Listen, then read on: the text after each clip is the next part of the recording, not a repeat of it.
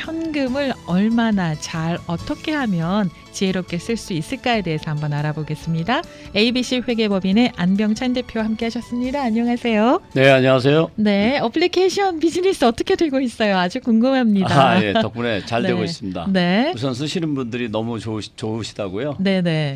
그래서 아주 그동안 머리가 이제 많이 골치 아프셨는데 비즈니스 하시는 분들 어카운트가 많아가지고 골치 아팠는데. 그런데 이제 그냥 한눈에 쉽게 볼 수 있으니까 한 대 다 모아놓으니까. 네. 너무 편리하다고 아주 좋아하십니다. 네네. 어플리케이션 이름 다시 한 번만 알려주시겠어요? BCFI라고 있죠. 보통. 네, BCFI입니다.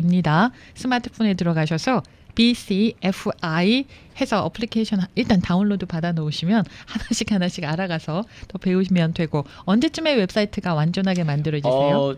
8월 중순이면 웹사이트도 8월 중순쯤에? 똑같은 그 형태로 네네. 만들어질 겁니다. 네네. 그래서 지금 무료니까 편안하게 마음껏 쓰셔도 됩니다. 네, BCFI인데 왜냐하면 스마트폰으로 보면 창이 작잖아요. 네. 근데 컴퓨터 웹사이트로 보면은 창이 커지니까 그렇죠. 관리하기가 조금 더 좀 수월하지 않을까 싶어요. 네, 맞습니다. 네. BCFI 기억을 해주시고, 자, 앞서 이제 현금 사용하는 거에 관해서 얘기를 잠깐 오프닝 멘트로 전해드렸는데, 미국에서는 현금을 사용할 때 이게 법적으로 좀 문제가 있잖아요. 10,000불 이상 쓰면은 제가닥 IRS에서 연락이 오고, 뭐 이 10,000불 이상의 돈이 어디서 나온 거냐 출처 막 캐고 이렇다고 보통 생각을 하잖아요. 네.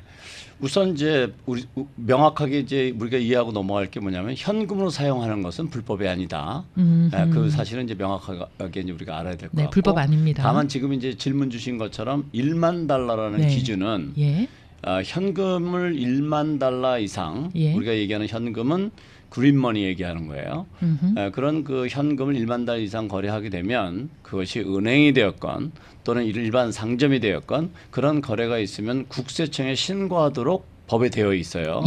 그래서 이제 그 비즈니스를 이제 하시게 되면 어떨 때 현금 10,000불 이상 요구하게 되면 어떤 경우는 얘기를 하고 리포트해야 되니 인포메이션을 주세요 하는 경우도 있지만 어떨 때는 얘기도 안 하고 이미 인포메이션이 가지고 있을 때는 말 안 하고 그냥 보고가 되는 경우도 있어요. 그래서 우리가 알고 있어야 되는 것은 1만 달러 이상 거래가 있게 되면 국세청에 신고가 될 수 있다라고 기억해 두시면 편안하겠죠. 네, 신고가 될 수 있다. 일단 그거를 알고 난 다음에 첫 번째 질문은요. 우리가 자동차를 구입을 하거나 또는 이제 부동산을 구매를 할 때요. 그때 현금으로 다운페이 하는 거, 이것도 문제가 없는 거죠? 네, 그렇습니다. 그래서 현금으로 일단 뭐 예를 들어서 7만 달러짜리 자동차 사는데 5만 달러를 현금으로 다운페이만 하고 2만 달러 융자를 한다고 가정했을 때 전혀 문제가 없고 딜러에서도 받아요. 다만 좀 전에 말씀드렸던 것처럼 1만 달러 이상이 넘게 되면 신고를 하게 되겠죠. 어디서? 딜러에서 자동적으로 신고를 합니다. 그 다음에 이제 또 부동산을 구입할 경우에도 어떤 경우 다운페이면 현금을 해도 괜찮을까요? 라고 질문하시는 분도 있어요. 법으로는 문제가 없어요. 근데 그 현금이 예를 들어서 내가 마켓 비즈니스를 해서 신고도 다 한 돈이고 현금으로 다 버은 돈을 갖다가 내가 그냥 은행에 넣는 거 대신에 다운페이먼을 한다라고 가정하면 전혀 문제가 없죠. 신고도 다 된 돈이니까. 그러니까 그럴 경우는 전혀 문제가 없어요. 그럼 아까 그 시작하실 때 잠깐 멘트 하셨던 것처럼 어떤 소득을 줄이기 위해서 따로 빼놓은 돈을 은행에 내 개인 계좌에도 넣지도 않았고 비즈니스 계좌에 넣지도 않았고 그리고 신고도 안 한 돈을 다운페이먼 한다면 좀 위험하겠죠. 왜? 10,000달러가 넘게 되면 신고를 하니까 국세청에 그분들은 신고를 안 할 수가 없어요. 물론 뭐 자기네들 의도적으로 안 하겠다 그러면 책임을 본인들이 지고 안 하겠다 그러면 어쩔 수 없지만 일반적으로 그런 거래를 하는 에스크로 컴퍼니가 되었던 아니면 딜러가 되었던 이런 데는 은행이 되었건 이런 데는 그런 거래가 있으면 반드시 신고를 하게 돼 있습니다. 그래서 이제 그런 점은 꼭 기억해 두시는 것이 중요하겠죠. 만약에 신고를 하게 되면 그 다음 상황은 어떻게 되나요? 신고를 하게 되면 아주 좋은 질문이신데 근데 제가 나오실 때마다 질문을 참 너무 잘하세요. 그 굉장히 중요한 질문이에요. 신고를 만약에 하게 되면 나한테 어떤 불이익이 있는가? 이거 굉장히 질문 많은 거거든요. 많거든요. 근데 국세청에 신고가 된다고 해서 국세청에서 바로 나한테 연락이 오거나 그러지는 않아요. 왜냐하면 우리가 상식적으로 생각했을 때 미국 전체를 한번 생각해 보세요. 우리 3억 인구인데 네. 거기에 또 비즈니스도 엄청나게 많잖아요. 그렇죠. 그 많은데 얼마나 많은 현금 거래들이 있겠어요. 예. 그러니까 이제 기록으로 남아는 있지만 예. 그걸 보고서 바로 감사가 나오질 않는다. 예를 들어서 15,000불 뒷받짓을 했는데 신고가 됐는데 어떡할까요? 그 걱정하실 필요는 없어요. 특별하게. 예. 그러나 예를 들어서 그런 현금 거래가 비즈니스 성격상 현금 거래가 많지 않을 것 같은데 많은 현금 거래가 있다든지 이럴 경우에는 뭐 의심을 받을 수도 있겠죠. 또 애브놀멀하게 아주 큰 현금 거래가 있었다든지 이럴 때 튀어나오니까 네. 그럴 때는 이제 국세청에서 어떤 그런 걸 리뷰하는 과정에서 픽업을 해가지고 감사를 나온다든지 이런 일이 있을 수는 있겠지만 네. 일반적으로 그 우리가 이제 커런시 트랜잭션 리포트라고 하는데 은행이라든지 어떤 그 비즈니스에서 현금 거래가 있다고 신고했다고 해서 국세청에서 바로 연락이 오거나 그것이 바로 감사로 이어지진 않는다. 이렇게 이해하고 계시면 될 것 같아요. 저는 어떤 이미지네이션이 떠오르느냐면은요. 제가 이제 $10,000 이상의 현금을 사용을 했어요. 그러면 이게 이제 IRS에 이제 보고가 됐을 때 컴퓨터가 다다다다다 막 움직이는 거예요. 네. 그래서 이제 이현주의 은행 어카운트로 이제 바로 들어가서 네. 저의 은행의 돈이 어떻게 움직임이 있느냐. 네. 그래서 이현주가 낸 그 $30,000는 요래요래해서 이거는 그린 머니가 되겠네라고 하다가 네. 갑자기 $30,000가 얘의 세이빙이나 뭐 이런 거를 막 봤을 때 $30,000는 좀 무리가 있겠는데 그러면서 컴퓨터가 잉 하고 빨간불을 울리면 네. 감사관이 막 이걸 보고서 제가닥 저에게 연락을 하는 건 아닌가 막 이런 이미지네이션이 이제 그런 걸 되는 우리가 거예요. 뭐라고 그러죠? 공상 만화. 네. 네. 그런 상상에는 그 리미테이션이 없기 때문에 네. 온갖 뭐 AI까지 네, 동원시켜 가지고 다 상상하실 수 있으세요. 네. 그런데 현실적으로는 못한다. 아예 100% 못한다. 그래요? 그런 상상적인 일은 일어나지 않는다. 다행입니다. 어떤 경우를 제외하고는 무슨 마약이라든지 테러라든지 뭐 이런 것이 인볼브되지 않은 일반 상거래에서는 아무리 그 사람이 탈세를 했다 하더라도 그렇게 할 수는 없다. 왜냐하면 프라이버시 액트가 있고 그다음에 그런 것을 하기 전에는 그 전에 사전 조짐들이 많이 있어요. 국세청에서 감사가 먼저 걸려야 되고 그렇죠. 그다음에 조사를 해봤더니 뭔가 이상한 게 보여서 어떤 서먼스라는 이런 걸 통해서 강제로 자료도 가져간다든지 뭐 이런 작업들이 있는 거지. 그냥 국세청에서 컴퓨터가 알아서 따라락 찾아가지고 뭐 무슨 뭐 바이러스가 침투하듯이 들어가가지고 다 보고 이런 거는 아예 없다 이렇게 생각하시면 되겠어요. 아유 가슴을 쓸어내립니다. 제가 현금이 굉장히 많거든요. 근데 실제로 그렇게 상상을 하시는 분들이 많이 계세요. 그죠. 잘 모르니까. 왜냐하면 내가 한 일은 나는 잘 알고 있거든. 그러니까 쓰기가 얼마나 좋아요. 상상을 쫙 하는 거예요. 일로 들어오면 이 문 열려 있는데 이 문 열으면 이건 잠겨 있는 것 같아서 툭 치면 열리는데 뭐 이런 식으로 그려가지고 괜히 혼자서 막 불안해 하시는 분들이 계시는데 절대 그러실 필요가 없습니다. 알겠습니다. 그러면 거기에 한 걸음 더 나아가가지고 우리 왜 어르신들 그 이민 1세들 보면은 이제 비즈니스 하시면서 현금과 관련한 비즈니스 많이 하셔가지고요. 뭐 장롱 안에도 넣어놓고 냉장고 안에도 넣어놓고 지붕 위에도 넣어놓고 막 이런 돈들 있잖아요. 오래 묵혀둔 현금요. 그런 거 어떻게 쓰면 좋아요? 우선 절 주면 제일 좋고. 그 투자하면 좋죠. BCFI에 투자하면 좋죠. 우선 이제 현금은 어느 정도 적절한 현금은 우리한테 참 유용하죠. 지금 말씀하셨던 것처럼 명절이라든지 또는 자녀 손자녀들의 생일이라든지 뭐 이럴 때 용돈으로 뭐 500불이다 1000불이다 이렇게 봉투에 넣어서 주면 받는 사람도 현금을 받으면 되게 좋거든요. 엄청 좋죠. 수표로 주는 것보다 100불짜리 10개 이게 훨씬 더 느낌이 좋으니까. 100불짜리. 그래서 이제 어떤 시각적인 효과를 노려서 그렇게 활용한다든지 또는 이제 뭐 여행 가셨을 때 편하게 쓰신다든지 뭐 등등 맞습니다. 이렇게 현금 이런 정도 현금은 아주 굉장히 유용하게 잘 쓰실 수가 있어요. 그런데 우리가 항상 우려하는 것은 뭐냐면 그런 현금이 아니고 좀 더 큰 현금. 이번에 자녀가 집을 산다는데 한 10만 불을 주고 싶어.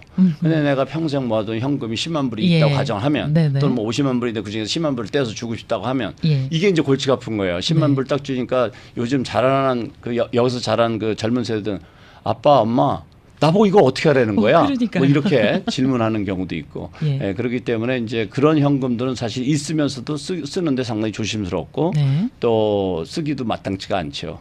그래서 이제 실질적으로 그런 현금들은 장기적인 계획으로 해서 아까 말씀드렸던 것처럼 뭐 어디에다가 뭐 물건 뭐 자동차를 사든 뭘 뭐 아니면 은행에다 디파짓을 하든 해서 1만 달러 이상 하게 되면 리포트가 되니까 네. 그런 부분을 참고해서 예. 잘 계획해서 사용하시는 게 중요하다고 생각이 되어지고 네. 그것은 이제 어떤 뭐 저 같은 사람이라든지 누구라도 이렇게 쓰세요라고 말씀드릴 수는 없고 이제 본인이 이제 쓸 계획이 있으실 거 아니에요. 네. 그런 계획 중에서 어떤 방법으로 사용하는 것이 좋은지 전문가한테 조언을 좀 받으면서 하시면 좀 아하. 안전하게 잘 지출하실 수가 있겠죠. 네. 네. 전문가의 도움을 받는 것도 좋습니다. ABC 회계법인의 전문가분들이 꽤나 많이 계시거든요. ABC 회계법인은요. LA와 부에나파크 두 곳에 있고요. 대표 전화번호 213-738-6000번 213-738-6000번입니다. 웹사이트는 abccpas.com입니다. abccpas.com이고요. 유튜브 창도 있습니다. 안병찬 in USA인데 유튜브 창에 가셔서 안병찬 한글로 검색하셔도 됩니다. 요즘 유튜브 영상 잘 많이 만드세요? 네, 계속 바쁘셔가지고. 올라가고 있습니다. 어허, BCFI와 관련해서도 유튜브 만드셔서 그렇죠. 알려주시면 네, 좋죠. 다양하게 네. 그 정보가 도움이 될 만한 예. 것을 제가 그 영상을 만들어서 많이 올려드리고 있어요. 네. 그러니까 이제 저도 이 회계사 생활을 이제 뭐 벌써 한 35년 이상 이렇게 하다 보니까 예. 정말 이렇게 가르쳐드리고 싶은 것도 많고 음흠. 또 어떤 건 새로 나온 뉴스인데 예. 그런 뉴스들이 우리 동포들이 꼭 알고 가시는 것이 좋겠다. 네. 저는 뭐 오락 프로그램이 아니니까 네네. 이제 그런 거를 제가 힘 닿는 데까지 최대한 빨리 알려드리고 네. 이제 그런 일을 제가 지금 계속 하고 있습니다. 네네. 그래서 유튜브 안병찬 검색하셔서 보시면 좋은 자료들 많이 있습니다. 자, 그래서 현금 얘기가 나왔는데 자녀들에게 이제 현금을 주는 경우 말씀하신 것처럼 명절에 선물로 그냥 이제 몇천 불 주고 뭐 축하하는 의미로 뭘 주고 요런 의도 정도로만 쓸 수 있는 거네요. 네, 그런데 이제 자녀한테 줄 때 이제 우리가 생각해봐야 될 게 예를 들어서 아까 좀 전에 예를 들었던 것처럼 뭐 500불이다 1000불 주는 거예요. 아무런 문제 없는데 네. 그 이상 이제 뭐 $10,000 이상 이렇게 이제 예. 지급하게 되면 이제 금액이 이제 뭐 $10,000까지도 괜찮겠죠. 근데 네. 이제 몇만 달러 이렇게 되면 이제 어떤 이슈가 생기냐면은 증여 이슈가 생기죠. 예. 네, 그 자녀들이 그러면 부모님한테 현금 받아서 입금시켜도 됩니까? 물론 되죠. 그런데 예를 들어서 그 자녀가 그 자금의 소스가 어디서 나왔냐? 부모님한테 받았다. 예. 그런데 부모님한테 또 물어보니까 그 자금의 소스가 잘못된다. 이렇게 추적을 하면은 문제가 있을 거 아니에요. 네. 근데 여기서 우리가 꼭 생각해 둬야 될 게 뭐냐면 그렇게 추적을 무한대로 가지는 않는다는 걸 꼭 알고 계셔야 돼요. 네. 근데 그걸 계속 염려하시는 분들이 많이 계신데 그럼요. 일반적으로 케이스를 내서 아들을 감사를 하면 예. 그 감사를 부모까지 확대해가지고 막 크게 감사하고 이러지는 않아요. 아하. 그것이 아주6엄청난 무슨 큰 뭐가 네. 들어있지 않는 이상은. 네네. 예, 그러니까 이제 자녀들한테 그걸 줄 때는 예를 들어서 $16,000까지는 기프트 텍스가 없어요. 증여세가. $16,000까지. 네. 그러니까 뭐 그냥 그 정도는 뭐 저도 큰 문제가 없을 거라고 생각이 되어지고 또 자녀도 그 돈을 받아가지고 한꺼번에 입금시키는 것보다는 필요에 따라서 필요할 때 현금으로도 쓰고 또 일부가 필요하면 입금시키고 이런 식으로 쓰게 되면 전혀 문제 없이 쓸 수가 있죠. 네. 그다음에 이제 증여라는 거를 자녀들한테 증여하는 거는 1인당 $16,000지만 네. 예를 들어서 두 자녀가 있는 아들이나 며느리 따님이 있으시다고 하면 예. 얼마까지 줄 수가 있냐면 내가 혼자서 아들한테 $16,000, 며느리한테 $16,000, 손자녀 한 명당 네. $16,000. 16,000불 곱하기 4. 예, 그럼 64,000불까지를 줄 수가 있는 거예요. 예. 그다음 또 내 와이프가 또 그렇게 줄 수 있어. 그러면 128,000불을 1년 네. 안에 세금 없이 증여로 다 줄 수가 있어요. 아하, 합법적으로. 합법적으로. 네. 그러니까 이제 자녀들한테 그러면은 그 돈에 대한 자금 출처까지는 들어오지 이제 않는다는 거죠. 거기까지 그건 이제 다른 얘기고 일단 네. 줄 수 있는 건 줄 수 있는 그건데 거는 그만큼. 예를 들어서 그렇게 줬으면 그걸 갖다가 자녀가 다 받아가지고 164,000불을 갖다가 은행에다 다 그냥 한꺼번에 입금시키고 은행에서 신고를 했다. 그러면 이제 두 가지가 나올 수 있겠죠. 네. 국세청에서 연락이 올 수도 있고 안 올 수도 있고. 네. 그렇게 넣었다고 해서 반드시 온다라고 볼 수는 없어요. 네. 그렇지만 일부러 그런 리스크를 안을 필요는 없죠. 그렇죠. 예, 그러면 이제 그 자녀들이 그 돈을 적절히 알아서 그 필요한 데 사용하게끔 하는 것이 좋겠죠. 그렇게 하게 되면 이제 부모님으로부터 받은 현금 정리도 되고 자녀들도 요긴한데 예를 들어서 쓸 때 많잖아요. 자녀들도. 많죠. 예를 들어서 뭐 가약 공부비라든지 이런 거 다 현금으로 써도 되잖아요. 네네. 맞아요. 그리고 이제 필요한 비용주 뭐 가드닝비라든지 whatever 그 필요한 학비 융자금도 아직도 다 못 갚았단 말입니다. 생활비 같은데 현금을 쓰고 그러면 뭐 마켓 같은데 쓰셔도 되고 그렇게 쓸 수 있는 방법도 있죠. 자 그러면은 내가 갖고 있는 현금을 은행에 입금할 때 혹시 알아야 될 점이 따로 있어요? 네, 두 가지를 알으셔야 되는데 하나는 계속 말씀드린 1만 달러 이상을 입금을 시키면 은행에서 이거 저기 국세청에 신고합니다라고 할 의무가 없어요. 그냥 봐서 알았습니다 하고서 거기 이제 은행 내 인포메이션이 다 있으니까 그냥 국세청에 리포트가 될 수 있어요. 자동적으로 리포트가 돼요. 은행에서는 기관이 굉장히 감사도 많이 받고 그러니까 그런 거 철저하게 하니까 당연히. 그런데 이제 뭐 텔러 보시는 분이 이거 리포트 되는 거 알고 계시죠?라고 말씀해 주실 수도 있어요. 그거는 의무가 아니기 때문에 그분들이 이제 알아서 할 거고 어떤 분들은 아무 말도 안 할 거고. 그러니까 $10,000 이상을 내가 입금식으로 리포트 된다라고 꼭 기억해 두시는 게 중요하고. 그러면 $10,000 이상이 리포트 되니까 나는 $9,000씩 2번, 3번, 4번에 나눠서 입금시키겠다. 이러면 이거는 은행에서는 어떻게 하게 돼 있냐면은 Suspicious Transaction Activity라 해가지고 그것을 리포트하게 돼 있어요. SAR이라 그러는데 Suspicious Activity Report라 해가지고 그것도 신고하게 돼 있어요. 그러니까 벌써 말 자체가 좀 별로 이렇게 어감이 좋지 않잖아요. 수상쩍은 거래 뭐 이런 느낌이니까. 그래서 그런 것도 역시 권장사항이 아니다. 그래서 은행에다가 나누어서 하는 것도 빈번하게 하게 되면 리포트가 된다는 사실, 이런 사실을 기억해 두시고 처리하시는 것이 중요하겠죠. 그렇지만 그 돈이 근거가 확실하고 뭐 그런 거라면 뭐 한꺼번에 다 디파짓해도 문제가 없어요. 그럼요. 제가 로또 뭐 1,000만 불 뭐 이런 거 로또 당첨됐다 그런 거 뭐 바로 넣어도 되는 거죠. 그거는 뭐 현금으로 주지는 않죠. 수표를 주는군요. 그렇군요. 네네네. 모르겠어요. 수표를 주는지 와이로 입금시키는지 제가 안 받아봐서 모르겠는데 모르겠는데. 한 가지 분명한 거는 그림만으로 안 준다는 거지. 네네. 알겠습니다. 자 그러면은 그 은행에서요 현금 거래에 대해서 이제 국세청에 보고가 될 때 개인 어카운트가 있고 비즈니스 어카운트가 있잖아요. 거기에 차이가 따로 있을까요? 네, 우리가 질문 또 많이 하시는 분 것 중에 하나 뭐냐, 비즈니스에서 벌은 돈이 현금이 있는데 그거를 세금 보고를 안 하고 개인 구자에다 갖다 집어넣는 거예요. 왜냐하면 비즈니스 구자에다 넣으면 내가 매상으로 잡힐 수가 있으니까. 그러니까 이제 그걸 갖다가 개인 계좌에 입금을 시키세요. 뭐 $10,000 안 넘으면 괜찮을 것 같으니까. $10,000 안 넘어도 그렇고 넘어도 그렇고 개인 구자에다 비즈니스에서 벌은 돈을 비즈니스 인컴으로 보고하지 않고 개인 계좌가 넣었다. 그 자체가 나중에 문제가 된다 이거지.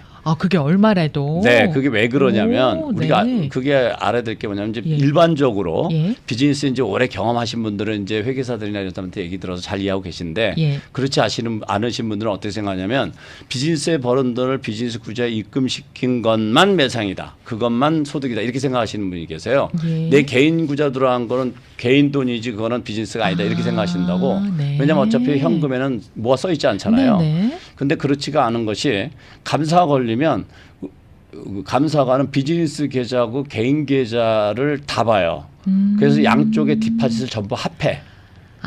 그래가지고서 그것만큼을 이제 매상하고 비교해가지고 내가 또 개인 세금 보험하고 비교해가지고 차익 나온 것은 어디서 나는지 물어봐요. 그러면 그렇게 입금을 시키게 되면 어떤 현상이 일어나게 되냐면 매상에선 빠졌죠. 내 개인 세금 보고에도 빠졌으니까 그것만큼 돈이 더 많게 돼요. 그러면 국세청 감사관이 묻죠. 이 돈은 어디서 난 거냐고.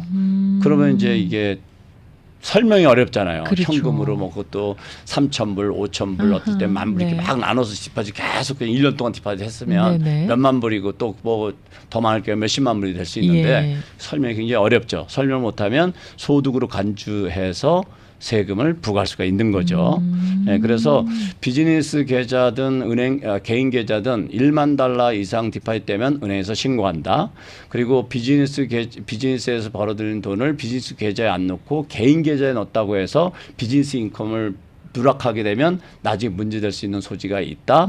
이렇게 이해하시면 되고 그다음에 이제 마지막으로 그런데 내가 네. 비즈니스에서 현금이 많이 발생하는데 세금을 난 다 했어. 예. 근데 그거를 비즈니스 구제에 넣었다가 예. 또 다시 수표를 발행해서 내 개인 계좌 옮기는 게 귀찮으니까 네. 그냥 아예 그 현금을 내 개인 계좌에다 입금을 시켜서 내가 쓰고 싶어. 네네. 그런 경우 있을 수 있잖아요. 그렇죠. 그거는 no problem. 아하. 대신 그거는 네. 뭐냐면은 우리가 영어로는 withdrawal, 한국말로는 인출금. 네. 그래서 내 비즈니스에 생긴 이익 중에서 내가 개인 생활비만큼을 인출해서 가져갔다가 내 개인 규제에 예. 넣는 거예요. 예. 그러면 이제 두 가지 방법이 있죠. 하나는 뭐냐? 금고에서 현금을 그냥 빼서 내 개인 계좌로 가져가는 방법이 있을 거고 네. 하나는 그 현금을 내 비즈니스 계좌에 넣었다가 비즈니스 계좌에서 내 개인 계좌로 트랜스퍼하는 방법이 있을 예. 거고 어떤 거든지 관계가 없어요. 그런 과정만 명확하게 하면 돼. 그러니까 네네. 아까 말씀드렸던 것처럼 나중에 감사 걸려서 예. 개인 계좌에 돈이 왜 이렇게 많았어요? 그러면 보시다시피 내가 비즈니스에 생긴 이익 중에서 이만큼을 내 개인 계좌에 넣은 겁니다. 라고 설명하면 끝. 아하. 네. 근데 이제 네. 문제는 예. 보고가 안 된 것이 문제지 보고가 됐으면 아무런 문제가 없어요. 아하. 알겠습니다. 말씀을 들으면서 한 가지 제가 의문 나는 게 있는데요. 왜 현금은 10,000불이라고 한계를 지어놨을까 하는 생각이 들어요. 인플레이션은 계속 올라가는데 네. 언제적 10,000불입니까? 아주 고리짝 만불이죠. 네네. 한 그럼 70 몇 년으로 제가 기억하는데 네네. 뭐 여러 그 세법에 예. 상당히 규정이 많은데 대부분이 다 $10,000예요. 대부분이. 네네. 그 기준은 아마 그 옛날에 그 $10,000라는 것이 그 당시 법을 정했을 70년대 $10,000 하고요. 지금 $10,000하고는 하늘과 땅 차이란 네, 말이거든요. 때. 그래서 해외 금융자산 신고도 $10,000고. 아 그래요? 네, 그런 $10,000 그런데 기준이 상당히 많습니다. 한 10만 불로 올려야 되지 않을까요? 그럼 뭐 또 국회로 가셔야지. 네, 우리 그 정치하시는 분들에게 좀 강력하게 요구를 좀 해봐야 될 것 같아요. 네. 자, 여기서 잠시 전하는 말씀 듣고 네. 쉬었다가 다시 돌아오겠습니다. 라이브 데스크 함께하고 계시고요. 오늘은 ABC 회계법인의 안병찬 대표와 함께 현금을 사용할 때 유의 방법 또 현명하게 현금을 사용하는 방법들에 대해서 얘기 나누고 있습니다. ABC 회계법인은 LA와 부에나팍 두 곳에 있고요. 대표 전화번호는 213-738-6000번, 213-738-6000번입니다. 웹사이트 주소는 abccpas.com, abccpas.com이고요. 유튜브 창은 안병찬 검색하시면 되겠습니다. 안병찬 in USA이고요. 그리고 어플리케이션에 핸드폰에 어플리케이션 BCFI 또는 웹사이트에 들어가셔가지고 BCFI 검색하셔도 되겠습니다. 이 프로그램이 뭔가 궁금하시면은 BCFI 검색해 보시기 바랍니다. 함께하고 계시는 이 시간은 자동차 엔진 오일 교환, 브레이크, 에어컨 가스 충전과 수리, 차 정비는 믿고 맡길 수 있는 베벌리와 알렉산드리아 코너에 있는 엑셀 종합정비센터, 이민에 관련한 크고 작은 모든 문제를 이민 이 시간은 자동차 엔진 오일 교환, 브레이크, 에어컨 가스 충전과 수리, 차 정비는 믿고 맡길 수 있는 베벌리와 알렉산드리아 코너에 있습니다. 엑셀 종합정비센터, 이민에 관련한 크고 작은 모든 문제를 이민자 여러분들의 손과 발이 돼서 도와드립니다. 이민법 전문 최경규 변호사 공동 제공입니다. 오늘은 ABC 회계법인의 안병찬 대표와 함께 얘기 나누고 있습니다. ABC 회계법인 대표 전화번호 213-738-6000번, 213-738-6000번 기억하시면 되고요. 유튜브 안병찬 기억하시면 좋겠습니다. 자, 안병찬 대표님, 그 다음 질문이 뭐냐면요. 현금 들고 미국과 한국이나 뭐 다른 세계 여러 나라를 왔다 갔다 할 수가 있잖아요. 네. 이럴 때는 얼마까지 뭐 이것도 한도가 있죠. 네, 그렇습니다. 네. 좀 전에 왜 $10,000냐 인플레이션도 심한데 그 말씀하셨는데 예. 이 역시 또 $10,000 기준이 적용이 돼요. 이것도 $10,000예요. 네. 네. 그래서 현금을 가지고 비행기를 타서 미국을 출국하거나 또는 한국이나 외국에서 현금을 갖고 미국으로 들어오거나 그 금액에 제한이 없어요. 얼마든지 갖고 들어오고 나가고 하실 수 있어요. 불법이 아니에요. 예. 네, 다만 $10,000 이상일 경우에 $10,000 이상이라는 건 $10,000까지 포함한 거죠. 네. $10,000 이상을 가지고 들어오거나 나갈 경우에 현금 그린마니로 네. 그럴 때는 반드시 신고를 하셔야 돼요. 신고만 하면 문제가 없어요. 그래서 신고를 반드시 하셔야 되는데 그 신고를 하지 않으면 이제 골치 아파지는 거죠. 그래서 항상 염두에 두실 거는 현금을 가지고 들어오고 나가는 건 문제가 없다. 네. 다만 1만 달러가 넘으면 신고를 해야 된다. 예. 이건 꼭 기억해 두시는 것이 좋겠습니다. 그러면 신고할 때 신고 양식이 있을 거잖아요. 그렇죠. 거기에는 뭐 자금 추처 뭐 이런 항목이 따로 있어요? 네, 그 1만 달러 이상을 가지게 되면 이제 신고를 해야 되는데 예. 아마 많이들 경험해 보셨을 텐데 비행기 안에서 뭐 놀아주는 거 있잖아요. 네, 종이. 예, 예. 해서 1만 달러 이상 본인 예. 사인하고 뭐 이렇게 예. 하는 거 있죠. 그런 예. 폼도 있고 예. 그다음에 1만 달러가 넘게 되면 핀센이라고 해서 재무국에서 발행한 폼이 있어요. 105 폼인데 예. 그 폼을 작성해서 그 제출을 해야 돼요. 그런데 지금 질문 주신 것처럼 거기에 무슨 자금 출처나 이런 걸 쓰느냐 그렇지는 않아요. 거기에는 기본적인 인포메이션만 넣게 돼 있어요. 이름, 뭐 예를 들어서 패스포트 번호, 네. 뭐 생년월일, 주소, 뭐 금액이 얼마인지, 예. 그리고 어디서 출국했고 어디로 입국을 하는지 이런 정도의 그 여행자의 기본적인 인포메이션만 적게 돼 있고 그 돈에 대한 출처라든지 이런 거는 묻지 않습니다. 네, 그래서 네. 어떻게 보면 그 양식이 한 페이지로 돼 있어서 예. 아주 간단하고 그러니까 1만 달러 이상을 꼭 캐리해야 될 그런 사정이 있으신 분들 같은 경우에는 반드시 신고하시는 것이 좋겠죠. 제 생각에는 이제 영화를 보면은 이 돈이 그 마약이나 불법 거래, 또 무기 뭐 판매하고 막 이럴 때 걸렸을 때 연결돼 있는 사람이 아시아나 또는 대한항공 비행기를 타고 한국에서 미국으로 갔는데 요 사람이 요 사람이네? 이 사람이 현금 보고를 했나? 뭐 이런 거 알아볼 때 쓰는 모양인가 봐요. 또 공상만화 하나 쓰셨는데 뭐 사실 뭐 그런 정보가 있으면 그러니까 마약범이라든지 테러범이라든지 이런 것은 사전 정보 없이는 잡기가 어렵죠. 그래서 이제 사전 정보가 있을 경우에는 네. 당연히 지금 말씀하신 것처럼 네. 어느 비행기를 타고 예. 이렇게 생긴 사람이 무슨 이름 가진 네. 사람이 어디 도착하니까 잡아서 네. 뭘 해라 이런 걸 할 수가 있겠죠. 네. 그렇지만 우리 같이 평범한 시민들의 예. 경우에는 예. 그렇게 하지도 않고 음. 그러니까 신고를 이제 정확하게 하시면 네. 그냥만 접수만 받고 예. 그냥 뭐 통과 다 하실 수 있으니까 신고하시는 것이 굉장히 중요합니다. 네. 그러면은 한 가족이 이제 여행을 하는데 1만 달러 이상은 어쨌든 종이에 적어야 되잖아요. 네. 그 기분이 좀 그렇고 적기가. 그래서 3명이서 5,000불씩 나눠가지고 네. 15,000불을 이제 한국에서 미국으로 돌 때 갖고 왔어요. 그거는 어때요? 네, 좋은 질문이신데요. 그럴 수 있죠. 네네. 예를 들어서 이번에 뭐 한국에서 미국으로 여행 오든지 예. 또는 미국에서 한국으로 여행 가는데 현금을 쓸 일이 많이 있잖아요, 사실. 그럼요. 네. 그러니까 우리가 세 가족이 가는데 15,000불 써야 되겠다. 그런데 15,000불 내가 다 가져가면 10,000불 넘으니까 써야 되니까 네. 나 5,000불, 자 배우자 5,000불, 자녀 한 사람 5,000불에서 나눠서 갖고 들어가는 거로 들어갔을 경우는 어떻게 네. 되냐? 법에 그럴 경우는 신고하게 돼 있어요. 예. 합해서 10,000불이 넘으면. 합해서 10,000불 넘는 네. 거. 그러면 합해서 10,000불 넘는 것도 신고를 해야 된다고 하면 따로따로 비행기를 탈 수가 있잖아요. 뭐 하루 걸러 이렇게. 그러면 관계가 없죠. 그거는 상관없죠. 네. 네. 근데 네. 한 날 같은 비행기에 같이 같은 시간에 타게 될 때는 뭐 그렇게 10,000불이 넘게 되면은 5,000불씩 나눈다 하더라도 신고는 해야 되는 거예요. 그렇죠.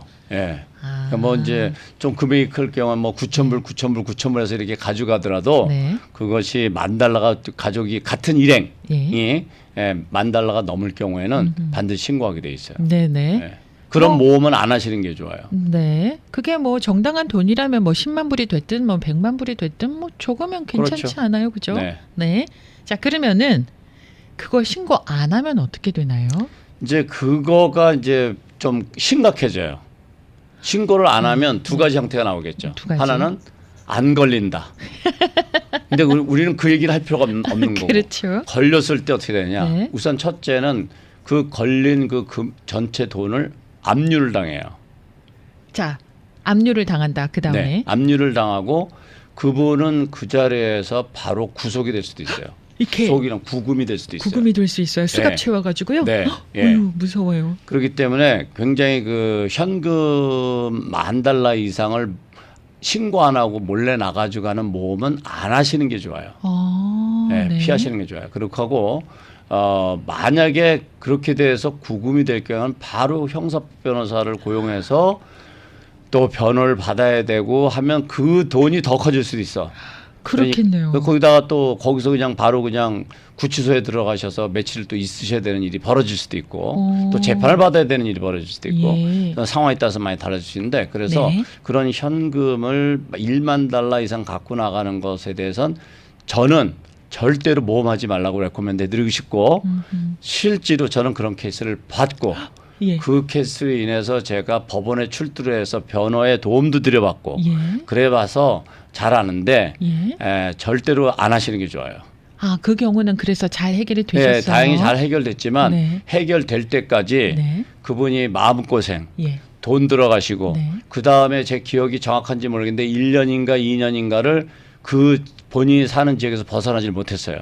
여행도 못 가시고 그런 명령을 그 판사로부터 받았어요. 그러니까 그만큼 그런 현금 거래나 이런 거는 미국에서 굉장히 스트릭하게 한다라는 거예요. 신고만 하면 아무런 문제가 없는 것을. 그리고 예를 들어서 뭐 현금을 좀 우리가 과장해서 아까 좀 말씀하셨지만 뭐 100만 달러라든지 이렇게 갖고 나가는 것이 아니고 몇만 달러 갖고 나가는데 그냥 신고해도 사실은 큰 문제 없어. 최악의 시나리오에 어떻게 되냐면 예를 들어서 내가 3만 불을 갖고 나가는데 사실은 이거 내가 그 세금복을 안 한 거야. 어디다 이렇게 모아놨던 돈이야. 조금씩 한 20년 모아놨어. 3만 불을. 그걸 들고 나가는데 막 덜덜덜 떨면서 신고 안 하고 나가다 걸리면 어떻게 되겠어요? 아이고, 문제 그거는 커지죠. 뭐 아주 더 골치 아프잖아요. 차라리 신고를 하고 신고를 하면 그때서 아무런 조치를 안 해줘요. 그냥 나가서 내가 마음대로 지내고 올 수 있어요. 그래서 갔다 왔더니 국세청에서 뭐 몇 개월 뒤가 됐든 언제 됐든 통지가 왔어요. 그럴 때 최대한은 싸워보고 안 돼서 만약에 인정을 못 받으면 거기에 대해서 약간 세금을 내면 되는 건데 그런 모험은 너무 크지요. 내가 겪어야 될 게. 그렇기 때문에 그런 모험은 절대로 안 하는 것이 좋다. 자, 여기서 한 가지. 그래요. 지금 말씀하신 그 상황이에요. 그러면은 세금을 안 낸 돈이었다는 게 이제 나중에 막 조사하고 해가지고 결국은 세금을 안 낸 돈이었네. 이렇게 판명이 났으면 세금만 내면 되는 건가요? 아니면은 페널티 벌금 이런 거 있어요? 벌금은 당연히 따라오고요. 아이고. 근데 이제 그 많은 분들이 이제 벌금하고 이자 내는 거는 이해를 하는데 혹시 이제 형사처벌을 받을까봐 그 부분을 많이 우려를 하시죠. 근데 일반적으로 금액이 그렇게 크지 않은 경우에는 형사처벌이 되질 않고 또 두 번째 또 금액이 좀 사이즈가 있다 하더라도 몇십만 불이 된다 하더라도 그 어떤 그 아주 그 마약이라든지 어떤 아주 질이 안 좋은 어떤 거래 인볼브가 된 거가 아닐 경우에는 일반적으로 국세청에서도 세금하고 벌금 때리는 정도로 많이 마무리 지는 경우가 많아요. 그렇지만 왜 그런 이유 중에 하나가 뭐냐면 그거를 형사 사건으로 자기네가 만들려고 하면은 이 사람이 형사 사건에 해당이 되는 처벌을 받아야 되는 조건을 가졌다라는 것을 국세청이 증명을 해야 돼요. 의도적으로 여차 저차 탈세를 했고 뭐 이러저러 했다는 걸 다 증명해야 되는데 그게 쉽지가 않거든요. 그렇기 때문에 지나치게 막 그 형사처벌에 대한 강박관념을 가지실 필요 없다. 이 얘기는 그런 걸 제가 권장하는 것이 아니라 너무 지나치게 우려하시는 분들이 있으니까 심리적으로. 그래서 만약에 그런 일이 생겼을 때는 빨리 전문가하고 상담을 하셔서 도움을 받으시면 초기에 잘 대처를 하시고 그리고 또 국세청 감사관이나 정부 기관사들한테 합리적으로 잘 설명하게 되면 사건을 그렇게 키울 필요 없이 잘 거기서 마무리 질 수도 있어요.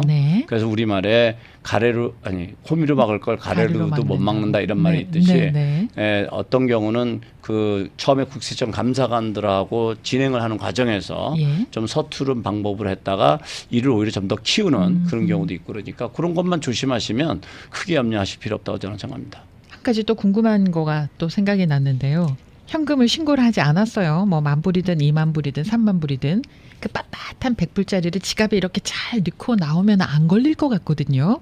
그런데 이렇게 엑스레이나 이런 거 딱 지나가면 그거 다 포착하나요? 근데 뭐 저는 그 과정을 정확하게 제가 모르는데 그 걸린 분들의 얘기를 들어보면 또 그런 일을 전문적으로 이렇게 도와준 분들 얘기를 보면 거기 이민국 그쪽에 있는 분들이 귀신같이 한다고 그래요. 그러니까 뭐 이렇게 그래요? 우리가 보면 이렇게 질문을 하잖아요. 예. 그분들이 예, 네네. 질문하고 우리가 답변하는 과정에서 네. 그 표정과 행동이 이상한 걸 보고 딱딱 누르는 거예요. 그러니까 뭔가 숨기고 가는 사람은 자기도 모르게 뭔가 얼굴이 굳어져 있다든지 네. 행동을 좀 이상하게 한다든지 그런 일이 있는 것 같아요. 그런 거를 캐치를 잘 하시는 것 같아요. 그분들이 왜? 그래서 맨날 아침에 일어나서 그것만 보고 일을 하는 사람들이니까. 네네. 그걸 인스펙션을 계속 하잖아요. 사람들 이렇게 쳐다보고 인스펙션하고. 그러니까 우리는 그냥 한 번 그 비행기 타는 것도 어떤 분들은 1년에 한 번 타고 어떨 때 몇 년, 10년 만에 한 번 타지만 맞아요. 그분들은 아침에 출근해서 네. 퇴근할 때까지 그 수많은 사람을 지켜보고 있으니까 그런 거를 기가 막히게 잘 안다고 그래요. 저 왠지 막 한번 해보고 싶은 마음이 막 드는 거예요. 지갑에 10장, 책 갈피에 사이사이에 이렇게 막 넣고 옷 사이사이에 좀 놓고 막 이러면은 살짝 나올 수 있잖아요. 오늘 전반적으로 소설을 많이 쓰시는데 네. 네. 뭐 이게 안 해본 사람들이 해보시고 결과가 어땠는지 알려주세요. 걸리면 제가 ABC 회계법인에 연락할게요. 저 도와주세요 하고 연락할게요. ABC 회계법인은요. LA하고 부에나팍 두 곳에 있습니다. 대표 문의하실 전화번호는 213-738-6000번 213-738-6000번이고요. 웹사이트 abccpas.com입니다. S 꼭 붙이셔야 돼요. abccpas.com이고요. 유튜브는 안병찬 in USA 또는 안병찬 이렇게 찾으시면 되겠습니다. 자, 그러면은 이거 다시 맨 앞에 했던 질문과 또 같은 질문이 될 수가 있는데 그렇게 해서 이제 출입국 할 때 10,000불 이상일 때 신고를 하면 뭐 만약에 이제 많은 돈이다 10,000불이 아니고 뭐 100,000불이다 뭐 이렇게 됐을 때 신고를 하면 국세청에 바로 연락이 올 수도 있고 안 올 수도 있고 뭐 그런 건가요? 그것도 좋은 질문이신데. 그래요? 그러니까 우리가 이제 우려하시는 많은 분들 우려하시는 게 그거예요. 네. 내가 신고하는 것도 다 좋다 이거야. 근데 신고를 하면 바로 국세청으로 연락 와서 내가 감사를 받는다든지 네. 어떤 이런 일이 생기는 걸 굉장히 염려를 하세요. 네. 근데 법에는 어떻게 되어 있냐면은 예. 그 정보는 국세청을 비롯한 정부 기관이 요청했을 때 볼 수 있게끔 돼 있어요. 자, 그 얘기를 법에는 그 통과가 되면 바로 국세청으로 연락한다 이렇게 돼 있는 게 아니라 국세청에 언제든지 볼 수 있게끔 되어 있다. 이런 얘기는 무슨 얘기냐면 그렇게 해서 신고하는 것들이 많이 있을 수 있잖아요. 그렇죠. 그러니까 안 걸릴 수도 있고. 그다음에 내가 만약에 어떤 다른 이유로 인해 가지고 현금 거래가 많은 거로 어떻게 국세청이 알았어. 네네. 그랬을 경우에 국세청에서 혹시 이 사람이 해외로 돈을 가지고 나갔거나 해외에서 반입을 했거나 이런 일이 있는가를 위해서 찾아볼 수는 있겠죠. 네. 그러면 거기에 다 나오겠죠. 즉 말하자면 재무국에 105라는 걸 통해서 다 신고가 돼 있으니까 컴퓨터상에 지금 데이터가 다 들어가 있을 거라고. 그러면 조회가 가능할 거예요.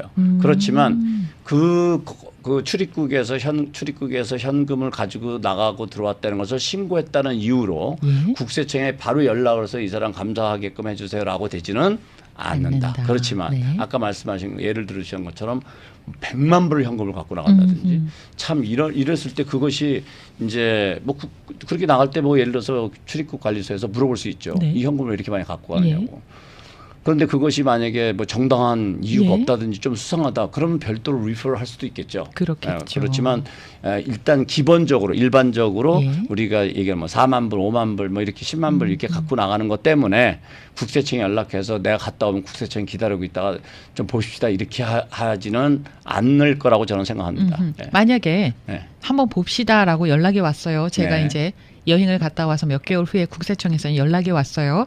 그러면 제가 저의 어카운트를 담당하는 회계사님께 연락을 해가지고 이거 IRS에 이거 좀 연락해 주세요. 그러면 간단하게 깨끗하게 끝날 수 있는 건가요? 정당한 그러니까 돈이라면. 그런 모든 원리는 우선 이제 정리를 해서 국세청에 연락이 오면 당연히 전문가를 통해서 대행하는 것이 좋죠.